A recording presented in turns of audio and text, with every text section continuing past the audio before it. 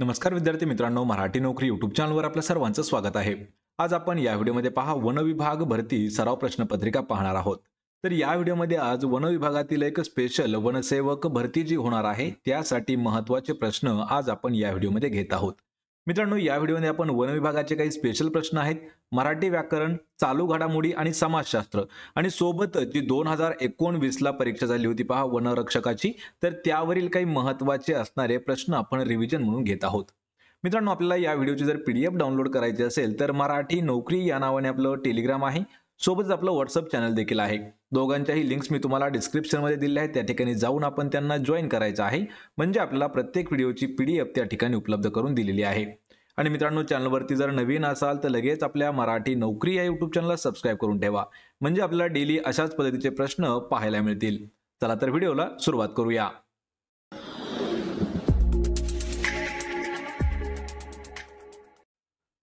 तर पहा, आपला प्रश्न पहिला आहे, भारतात वन्यजीव संरक्षण अधिनियम खालीलपैकी कोणत्या वर्षी करण्यात आलेला आहे?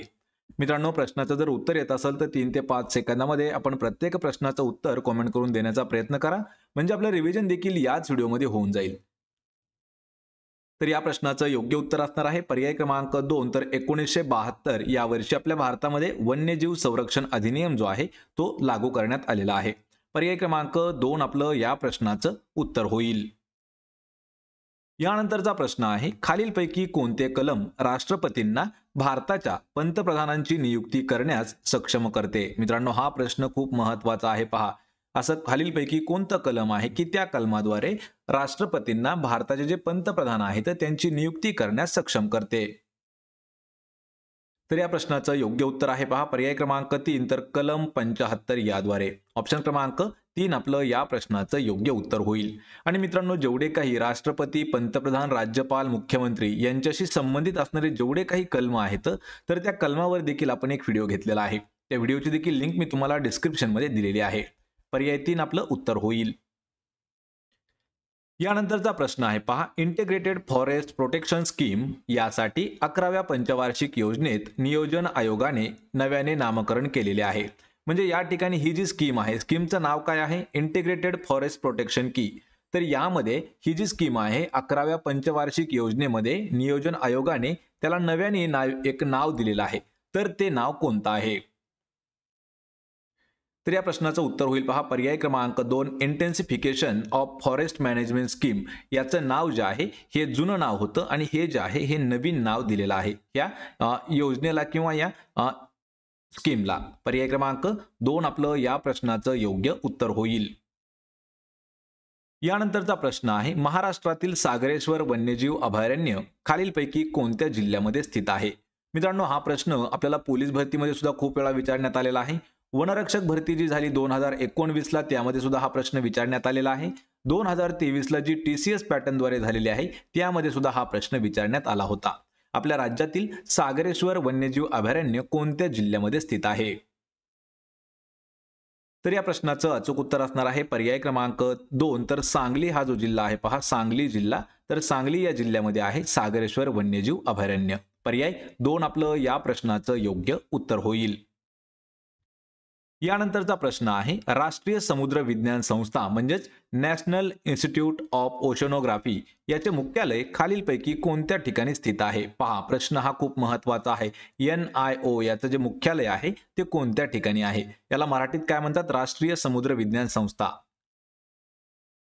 तर या प्रश्नाचं योग्य उत्तर असणार आहे पर्याय क्रमांक 1। तर गोवा जे राज्य आहे पहा, गोवा राज्य, तर गोवा राज्यामध्ये आहे नॅशनल इन्स्टिट्यूट ऑफ ओशनोग्राफीचं मुख्यालय। ऑप्शन क्रमांक 1 आपलं या प्रश्नाचं उत्तर होईल। यानंतरचा प्रश्न आहे पहा, खालील शब्दसमूहासाठी योग्य शब्द आपल्याला निवडायचा आहे। या ठिकाणी पहा, आयुष्य थोडा असलेला या शब्दसमूहासाठी एक शब्द कोणता येईल हे आपल्याला सांगायचं आहे। मित्रांनो, हा देखील प्रश्न आपल्याला 2019 मध्येच विचारण्यात आला होता पहा वनरक्षक भरतीला। तर या प्रश्नाचं योग्य उत्तर असणार आहे पहा ऑप्शन क्रमांक 2। तर अल्पायुषी। लक्षात ठेवा, थोडं आयुष्य असलेला कोण असतो? अल्पायुषी। ऑप्शन क्रमांक 2 आपलं या प्रश्नाचं उत्तर होईल। यानंतरचा प्रश्न आहे, भारताच्या राष्ट्रीय प्राण्याचे शास्त्रीय नाव खालीलपैकी काय आहे? तत्पूर्वी प्रश्न अजून एक आहे पहा, तर भारताचा राष्ट्रीय प्राणी कोणता आहे? लक्षात ठेवा, भारताचा राष्ट्रीय प्राणी जो आहे तो आहे वाघ. आणि या वाघाचं शास्त्रीय नाव आपल्याला विचारलं आहे, सायंटिफिक नेम. तर याला काय म्हटलं जातं? पर्याय क्रमांक 1 तर पॅन्थेरा टायग्रिस किंवा पॅन्थेरा टायग्रिस हे जे आहे हे नाव आहे पहा वाघाला शास्त्रीय नाव. ऑप्शन क्रमांक 1 आपलं या प्रश्नाचं योग्य उत्तर होईल. यानंतरचा प्रश्न आहे, महाराष्ट्रातील पहिले वन्यजीव अभयारण्य 1958 मध्ये कोणत्या जिल्ह्यात स्थापन करण्यात आलेले आहे? मित्रांनो, हा प्रश्न महत्वाचा आहे पहा. महाराष्ट्रातील पहिलं वन्यजीव अभयारण्य 1958 या वर्षी कोणत्या जिल्ह्यामध्ये स्थापन करण्यात आलं? तर या प्रश्नाचं उत्तर असणार आहे पर्याय क्रमांक 2 तर कोल्हापूर हा जो जिल्हा आहे, कोणता? कोल्हापूर जिल्हा. तर या कोल्हापूर जिल्ह्यामध्ये पहिलं वन्यजीव अभयारण्य आपल्या राज्यातील स्थापन करण्यात आलेलं आहे. जर आपल्याला वर्ष विचारलं तर वर्ष आहे याचं 1958. ऑप्शन क्रमांक 2 आपलं या प्रश्नाचं अचूक उत्तर होईल. यानंतरचा प्रश्न आहे पहा, भारताची सुपरमॉम म्हणून ओळखली जाणारी महिला बॉक्सिंग खेळाडू खालीलपैकी कोण आहे? मित्रांनो, हा प्रश्न खूप महत्वाचा आहे पहा. या ठिकाणी आपल्याला सानिया मिर्झा आणि सायना नेहवाल हे जे दोन नावं आहेत एका क्षणामध्ये कट होऊन जातील. आपलं कन्फ्युजन होतं पहा ज्वाला गुट्टा आणि मेरी कोम मध्ये. तर लक्षात ठेवायचे सुपर मॉम म्हणूनही मेरी कोम यांना ओळखलं जातं. पर्याय क्रमांक 3 आपलं या प्रश्नाचं योग्य उत्तर होईल मेरी कोम. तर यामध्ये मित्रांनो आपल्याला प्रश्न असे विचारले जातात, सानिया मिर्झा कोणत्या खेळाशी संबंधित खेळाडू आहेत? तर लक्षात ठेवा सानिया मिर्झा ज्या आहेत ह्या टेनिस खेळाशी संबंधित आहेत, त्याला आपण काय म्हणतो लॉन टेनिस. मेरी कॉम ज्या आहेत मेरी कॉम ज्या आहेत त्या बॉक्सिंग आहेत, लक्षात ठेवा बॉक्सिंग खेळाशी संबंधित. सायना नेहवाल ज्या आहेत तर ह्या बॅडमिंटन या खेळाशी संबंधित आहेत. आणि सर्वात महत्वाचा प्रश्न, ज्या ज्वाला गुट्टा आहेत ह्या कोणत्या खेळाशी संबंधित आहेत हे मला आपण कमेंट करून उत्तर द्यायचं आहे. या प्रश्नाचं उत्तर काय असणार आहे? पर्याय क्रमांक 3 मेरी कॉम. यानंतरचा प्रश्न आहे, भारताच्या संविधानातील कोणत्या कलमात राज्यातील राष्ट्रपती राजवटीची अंमलबजावणीचा उल्लेख करण्यात आलेला आहे? पहा, हा प्रश्न देखील थोडासा इम्पॉर्टंट आहे. मित्रांनो, वनरक्षक किंवा वनसेवक ह्या ज्या काही भरती आहेत यावरती आपल्याला संविधानावरती काही महत्त्वाचे प्रश्न विचारले जातात. पहा, त्यातीलच हा एक प्रश्न आहे, भारताच्या संविधानातील कोणत्या कलमामध्ये राज्यातील राष्ट्रपती राजवटीची अंमलबजावणीचा उल्लेख करण्यात आलेला आहे? तर ते अनुच्छेद आहे ऑप्शन क्रमांक 1 अनुच्छेद 356 मध्ये राष्ट्रपती राजवटीचा अंमलबजावणीचा उल्लेख करण्यात आलेला आहे. पर्याय क्रमांक 1 आपलं या प्रश्नाचं उत्तर होईल. यानंतरचा प्रश्न आहे, भारतातील सुलतानपूर पक्षी अभयारण्य खालीलपैकी कोणत्या राज्यामध्ये स्थित आहे? प्रश्न मित्रांनो हा महत्वाचा आहे. जेवढे काही आपल्या भारतामध्ये वन्यजीव अभयारण्य आहेत, जे काही राष्ट्रीय उद्यान आहेत, जे काही पक्षी अभयारण्य आहेत, या सर्वांवरती प्रश्न आपल्याला विचारले जातात. पहा, वनरक्षक भरती असो किंवा वनसेवक असो, म्हणजे सांगायचं झालं तर वन विभागातील सगळ्या परीक्षावरती अशाच पद्धतीचे प्रश्न आपल्याला विचारले जातात. तर सुलतानपूर पक्षी अभयारण्य हे कोणत्या राज्यामध्ये स्थित आहे? तर या प्रश्नाचं उत्तर असणार आहे पर्याय क्रमांक 2 तर हरियाणा या राज्यामध्ये स्थित आहे पहा सुलतानपूर पक्षी अभयारण्य. पर्याय 2 आपलं या प्रश्नाचं योग्य उत्तर होईल. यानंतरचा प्रश्न आहे पहा, पृथ्वीवरील वातावरणात ऑर्गॉन वायूचे प्रमाण किती टक्के आहे? पहा, या ठिकाणी आपल्याला काय विचारलं आहे की ऑर्गॉन वायू विचारला आहे. तर या वायूचं प्रमाण पृथ्वीच्या वातावरणामध्ये किती टक्के आहे? या प्रश्नाचं योग्य उत्तर असणार आहे पर्याय क्रमांक 4 तर 0.93. पहा, 0.93 इतके टक्के जे आहे हे ऑर्गॉन वायूचं प्रमाण आहे पृथ्वीच्या वातावरणामध्ये. पर्याय 4 आपलं या प्रश्नाचं उत्तर होईल. यानंतरचा प्रश्न आहे, गाडगीळ समितीने western Ghats ecology expert panel अहवाल व पर्यावरण मंत्रालय भारत सरकारला केव्हा सादर केलेला आहे? या ठिकाणी आपल्याला एक समितीने अहवाल प्रसिद्ध केला होता. तर त्या अहवालाचं नाव काय आहे? Western Ghats ecology expert panel. तर हा जो अहवाल आहे हा पर्यावरण मंत्रालयाकडे भारत सरकारला केव्हा सादर केला आहे? कोणत्या समितीने? गाडगीळ समितीने. उत्तर आहे याचं पर्याय क्रमांक 3 तर 2011 हे वर्ष. लक्षात ठेवा 2011 या वर्षी तो अहवाल सादर केलेला आहे पर्यावरण मंत्रालयाकडे. पर्याय क्रमांक 3 आपलं या प्रश्नाचं योग्य उत्तर होईल. यानंतरचा प्रश्न आहे, रामसर करारासाठी खालीलपैकी कोणत्या किंवा कोणती आंतरराष्ट्रीय संघटना काम करत असते? पहा, रामसर करार हा जो आहे या करारासाठी कोणती अशी इंटरनॅशनल संघटना आहे की ती काम करते? तर या प्रश्नाचं योग्य उत्तर आहे पहा पर्याय क्रमांक 2 तर युनेस्को ही जी संघटना आहे तर ही संघटना काम करत असते पहा रामसर करारासाठी. पर्याय क्रमांक 2 आपलं या प्रश्नाचं योग्य उत्तर होईल. यानंतरचा प्रश्न आहे, चेराव नृत्य खालीलपैकी कोणत्या राज्याचे लोकनृत्य आहे? पहा, या ठिकाणी आपल्याला एक लोकनृत्य दिलेलं आहे चेराव नावाचं. तर मित्रांनो, अशाच पद्धतीचे आपल्याला महत्त्वाचे असणारे लोकनृत्य आणि ते कोणत्या राज्याचे आहेत ते राज्य, यावर आपण एक डीपमध्ये व्हिडिओ घेतलेला आहे. जवळपास 10 मिनिटाचा तो व्हिडिओ आहे. त्यामध्ये सर्व राज्य आणि त्यांचे लोकनृत्य प्रकार देखील आपण घेतलेले आहेत. तर त्यापैकीच हे एक आहे पहा, चेराव हे कोणत्या राज्याचं लोकनृत्य प्रकार आहे? तर या प्रश्नाचं उत्तर असणार आहे पर्याय क्रमांक 2, तर मिझोरामचं ते लोकनृत्य प्रकार आहे. पर्याय 2 आपलं या प्रश्नाचं अचूक उत्तर होईल. यानंतरचा प्रश्न आहे, खालील शब्दसमूहासाठी योग्य शब्द आपल्याला निवडायचा आहे. तर शब्दसमूह काय आहे? तोंडावर स्तुती करण्याचा गुण याला काय म्हटलं जातं? या शब्दसमूहासाठी आपल्याला एक शब्द निवडायचा आहे. जो तोंडावरती स्तुती करतो त्यामध्ये कोणता गुण असतो? तर त्या गुणाला काय म्हटलं जातं? ऑप्शन क्रमांक 4, तोंडपूजेपणा. म्हणजेच एखादा व्यक्ती जर तोंडावरती एखाद्याची स्तुती करत असेल, प्रशंसा करत असेल, तर त्याला म्हटलं जातं तोंडपूजेपणा करणं. पर्याय 4 आपलं या प्रश्नाचं योग्य उत्तर होईल. यानंतरचा प्रश्न आहे, खालीलपैकी कोणते शहर भारताची सांस्कृतिक राजधानी म्हणून ओळखले जाते? पहा, प्रश्न हा खूप महत्वाचा आहे मित्रांनो. या ठिकाणी आपल्याला 2 प्रश्न हे तयार होतात. त्यापैकी पहिला प्रश्न तुम्हाला मी सांगतो. पहिला प्रश्न काय आहे की महाराष्ट्र राज्याची सांस्कृतिक राजधानी, महाराष्ट्र राज्याची सांस्कृतिक राजधानी. आणि आपल्याला या ठिकाणी प्रश्न काय विचारला आहे ते देखील खूप महत्वाचं आहे. तर आपल्याला या ठिकाणी प्रश्न विचारला आहे की भारताची सांस्कृतिक राजधानी खालीलपैकी कोणती आहे? तर या प्रश्नाचं योग्य उत्तर आहे पहा, पर्याय क्रमांक 3, तर कोलकाता हे जे शहर आहे हे भारताची सांस्कृतिक राजधानी म्हणून ओळखलं जातं. आणि महाराष्ट्राची सांस्कृतिक राजधानी कोणती आहे हे मला आपण कमेंट करून उत्तर सांगायचं आहे. पर्याय क्रमांक 3 आपलं उत्तर होईल. यानंतरचा प्रश्न आहे पहा, भारतातील सर्वात मोठा बौद्ध मठ खालीलपैकी कोणत्या शहरामध्ये स्थित आहे? पहा, आपल्या भारतातील सर्वात मोठा बौद्ध मठ विचारलेला आहे. मित्रांनो, हा प्रश्न देखील खूप महत्वाचा आहे, कारण हा प्रश्न देखील आपल्याला 2019 मध्ये विचारण्यात आला होता. तर या प्रश्नाचं अचूक उत्तर होईल पर्याय क्रमांक 2, तर तवांग हे जे ठिकाण आहे पहा, तवांग ठिकाण, तर या ठिकाणी आहे आपल्या भारतातील सर्वात मोठा बौद्ध मठ. पर्याय क्रमांक 2 आपलं या प्रश्नाचं योग्य उत्तर होईल.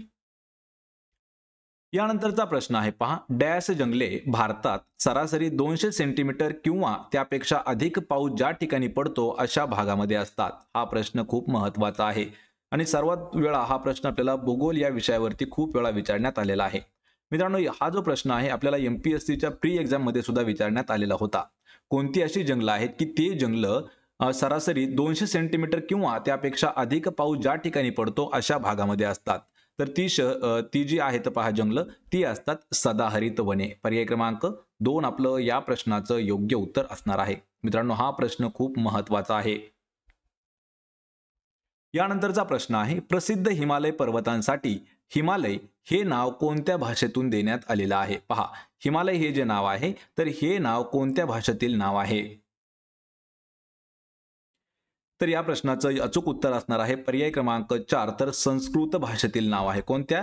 संस्कृत भाषेतील नाव आहे पहा हिमालय नाव. पर्याय 4 आपलं या प्रश्नाचं योग्य उत्तर होईल. यानंतरचा प्रश्न आहे, सध्या म्हणजे कधी, तर जानेवारी 2025 मध्ये महाराष्ट्र राज्याचे मुख्यमंत्री खालीलपैकी कोण आहेत? मित्रांनो, सर्वात कन्फ्यूज करणारा प्रश्न आहे पहा. या ठिकाणी आपल्याला 3 प्रश्न मी सरळ सरळ सांगतो. तर या ठिकाणी पहा, नुकतंच मागच्या 2 महिन्यामध्ये पूर्णपणे राज्याचं मंत्रिमंडळ जे आहे ते बदललेलं आहे. तर त्यानुसार 2025 चे राज्याचे जे मुख्यमंत्री आहेत तर ते आहेत देवेंद्र फडणवीस. पर्याय क्रमांक 1 आपलं या प्रश्नाचं उत्तर असणार आहे. कारण मित्रांनो, यामध्ये पहा, देवेंद्र फडणवीस हे जे आहेत हे मुख्यमंत्री आहेत, अजित पवार हे जे आहेत हे उपमुख्यमंत्री आहेत, एकनाथ शिंदे हे देखील उपमुख्यमंत्री आहेत. त्यामुळे हे प्रश्न थोडेसे इम्पॉर्टंट आहेत.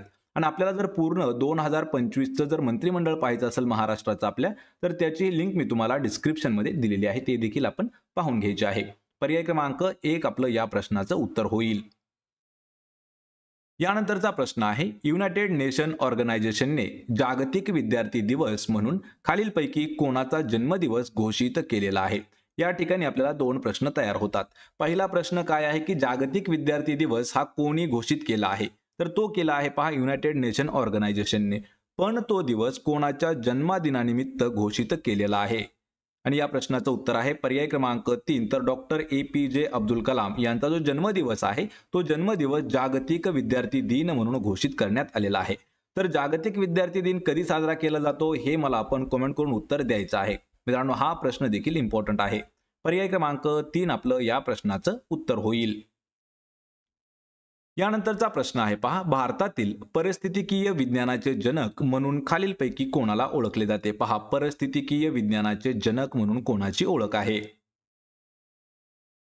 तर या प्रश्नाचं उत्तर आहे पर्याय क्रमांक 1 R.D. मिश्रा यांना परिस्थितिकीय विज्ञानाचे जनक म्हणून ओळखलं जातं. पर्याय 1 आपलं या प्रश्नाचं उत्तर होईल R.D. मिश्रा.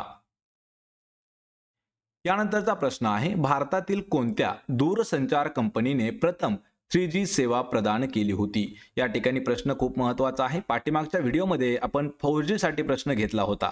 तर 4G कोणी केली होती ते आपण पाहिलं. या ठिकाणी कोणती अशी टेलिकॉम सर्व्हिसेस कंपनी आहे की ज्यांनी आपल्या भारतामध्ये 3G सर्वात पहिल्यांदा सुरू केली होती? तर ती कंपनी आहे मित्रांनो पर्याय क्रमांक 4 तर MTNL ही जी कंपनी आहे MTNL तर हिने भारतामध्ये सर्वात पहिली 3G सर्व्हिस जी आहे ती सुरू केली होती. पर्याय क्रमांक 4 आपलं या प्रश्नाचं उत्तर होईल.